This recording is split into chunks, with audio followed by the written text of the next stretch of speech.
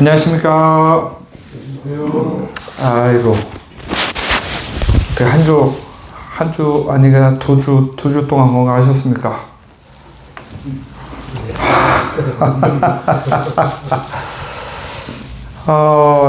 참, 요맘때쯤 여러분들은 이제 무슨 생각 하십니까? 이제 2025년이라고 하는,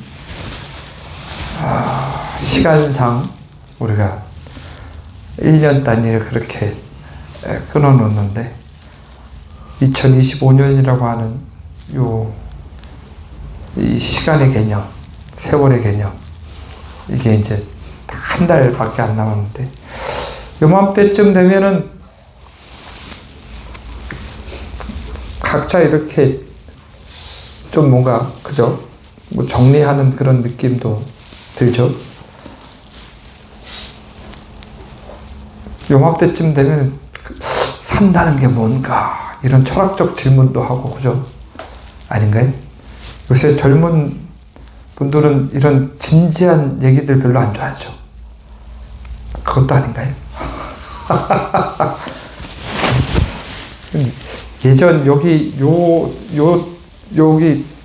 한 50대 60대 되시는 분들은 대학생 때 맨날 막걸리 이렇게 하시면서 존재란 무엇인가, 인생이란 무엇인가, 그런 것들도 고민도 해보고 하셨을 텐데, 참 그렇습니다. 이게 하루하루가 쌓여서 한 달이 되고, 한 달 한 달이 쌓여서 1년이 되고, 그 1년 1년이 쌓여서 일생이 되는데, 여러분들은 뒤를 돌아보니 무엇이 보이십니까?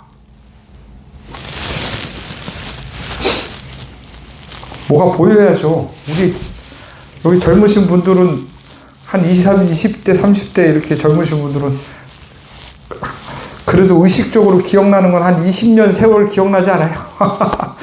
근데 우리 회장님부터 시작해서 이제 머리에 시끗시끗 이제 올라오시는 분들은 무엇이 남습니까, 회장님?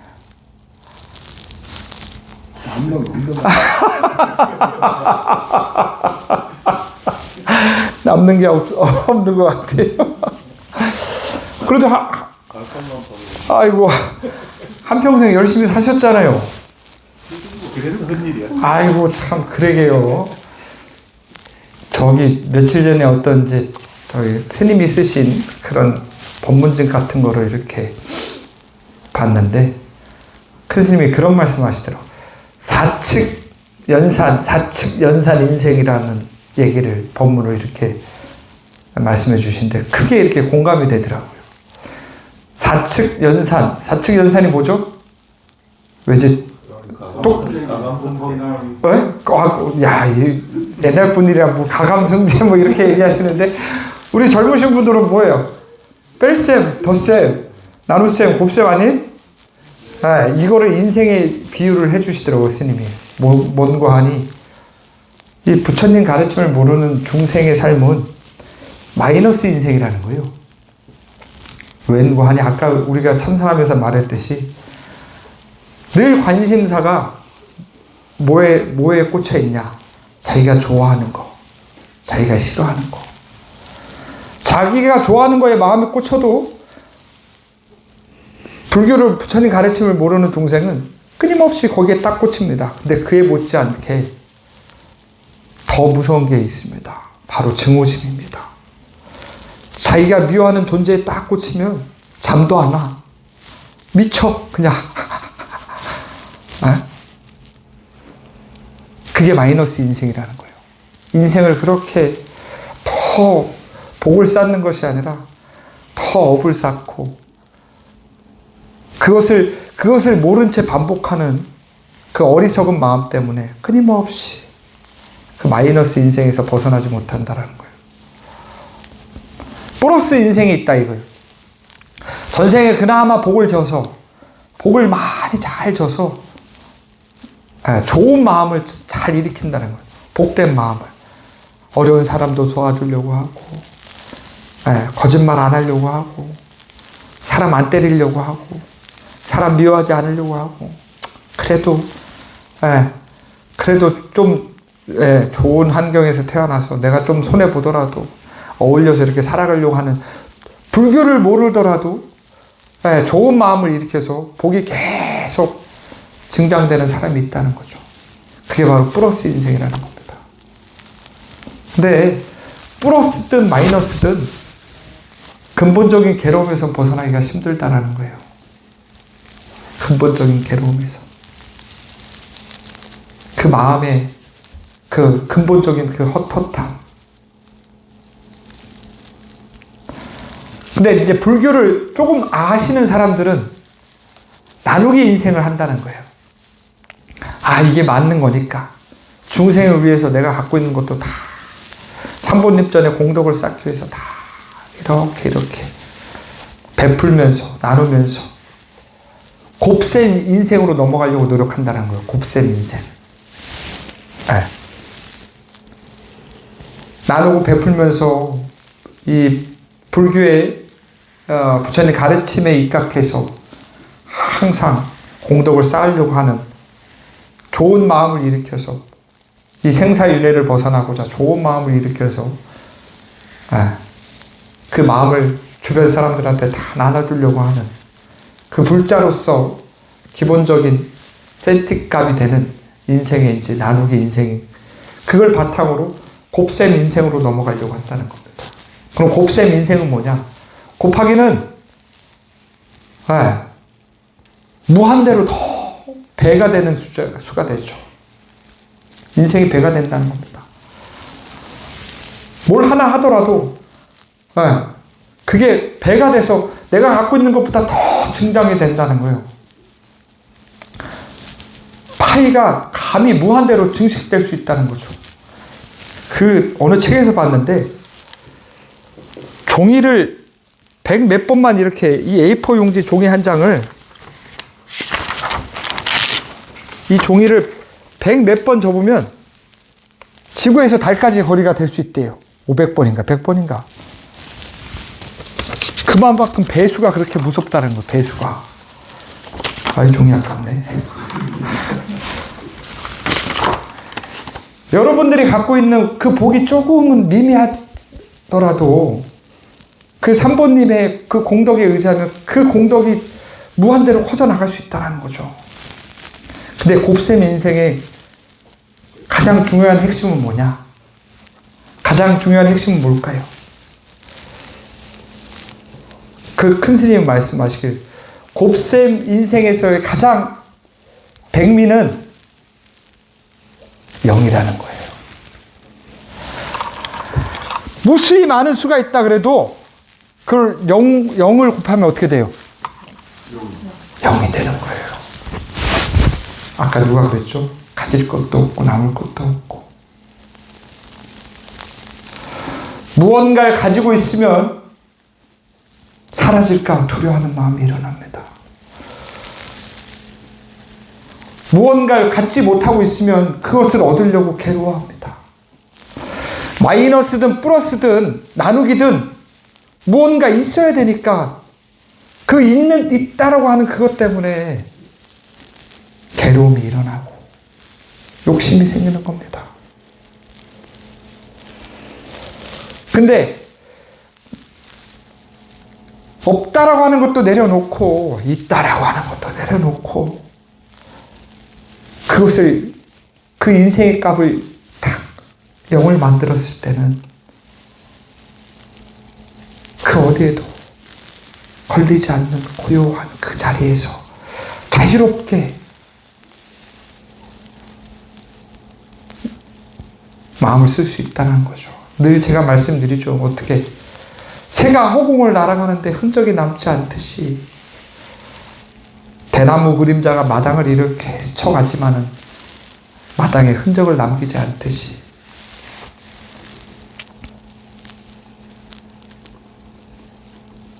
불자라면 곱셈 인생을 살긴 살되 영의 인생을 사셔야 합니다. 내 거라고 하는 생각도 내려놓고 그저 있는 그대로 원래 영이라고 하는 개념은 불교에서 나온 겁니다. 공이라고 하는, 쏜냐라고 하는 인도의 공사상에서부터 비롯됐습니다.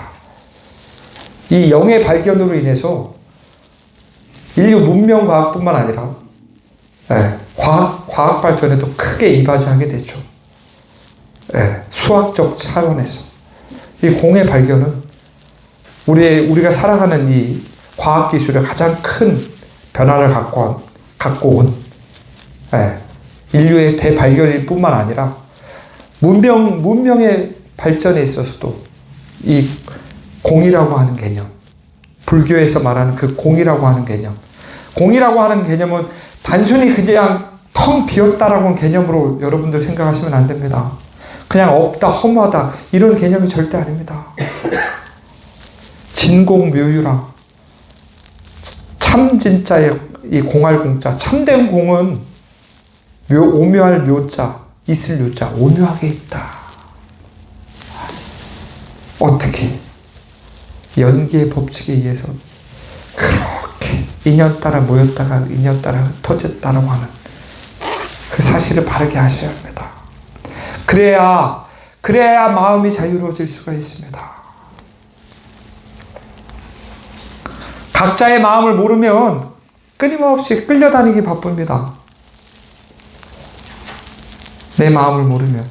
그러면서 늘 억울해서는 안 돼요. 그럼 내가 내 마음을 모른 채 그렇게 마음을 써놓고서는 누가 쓰라고 한 것도 아니고 자기가 써놓고서는 그걸 억울해하면 되겠어요?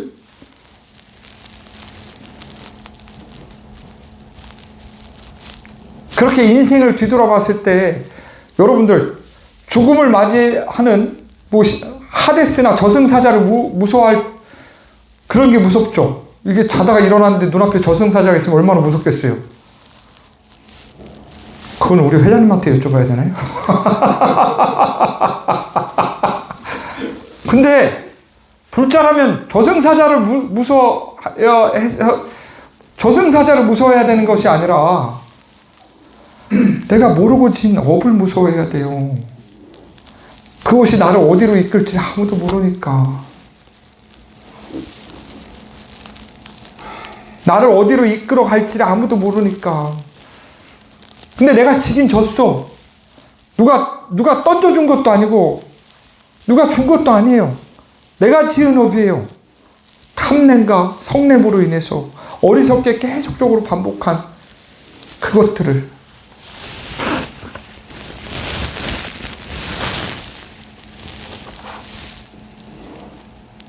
마음 공부를 함에 있어서 가장 중요한 것은 환경을 만드는 것입니다.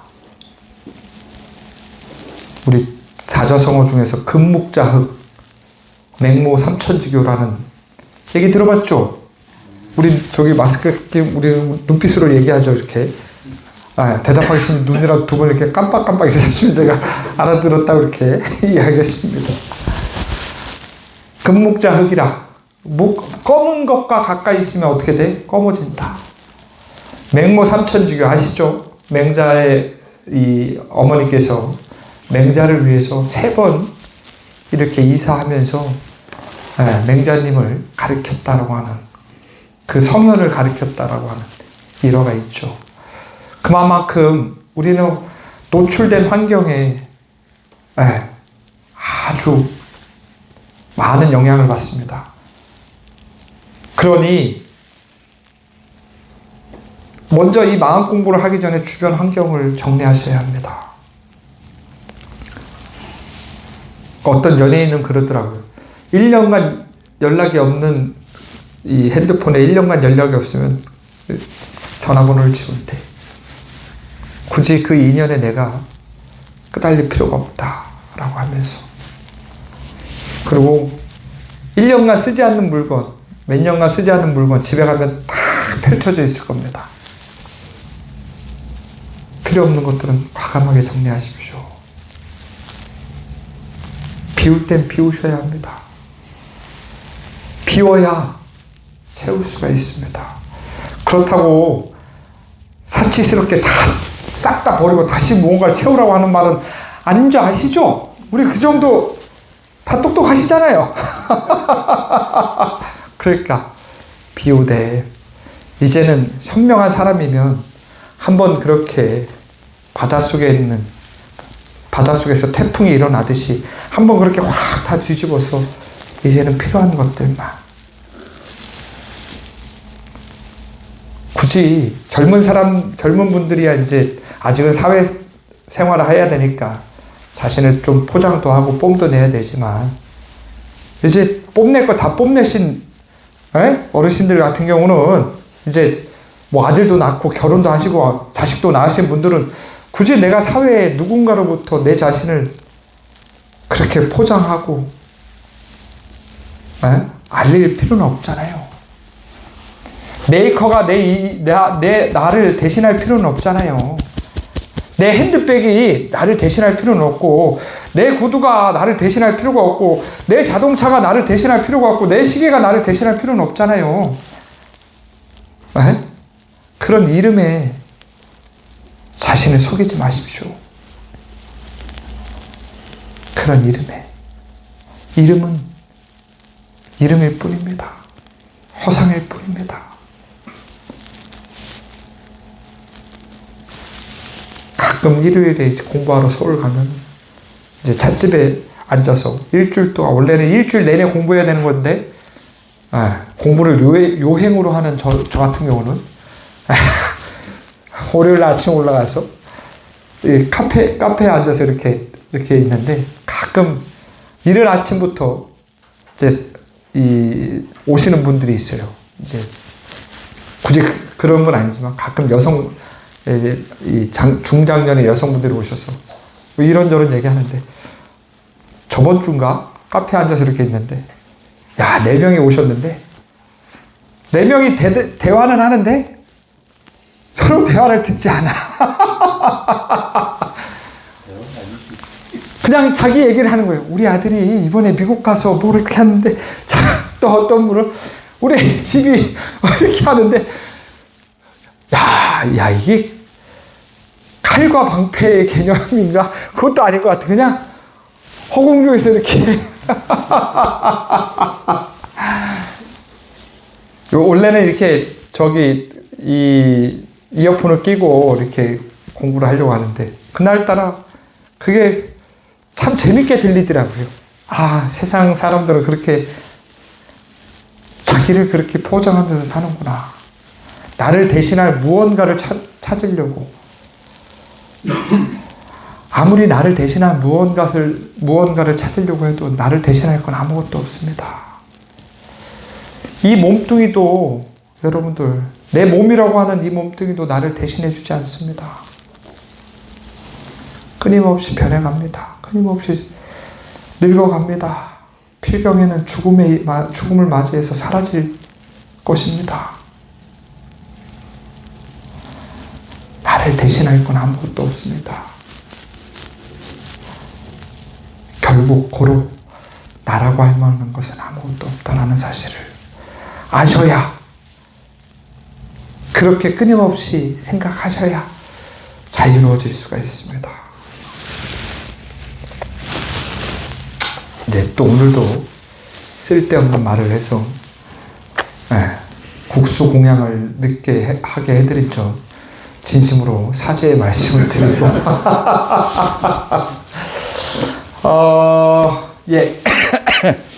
다음 주에는 영랑사 이제 김장 준비를 좀 하려고 합니다. 이 영상을 보시는 분들, 영랑사 다니시는 분들, 자기가 먹을 김치는 자기가 직접 담읍시다.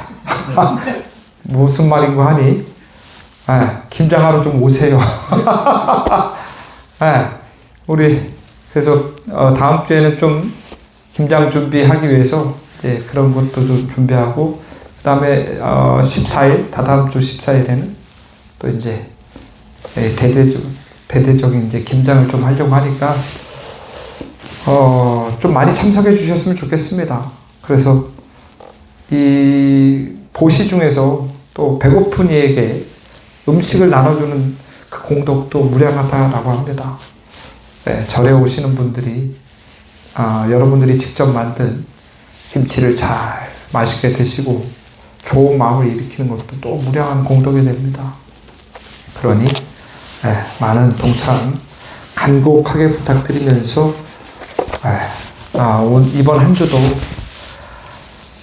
그런 마음으로 한번 좀 되새기면서 자신을 끊임없이 내려놓으려고 노력하는 불자가 아니면 그런 자신의 삶을 이렇게 한번 돌이켜보게 되는 그런 한 달을 좀 맞이하셨으면 좋지 않을까 하는 바람으로 오늘 1, 5회를 모두 마치겠습니다.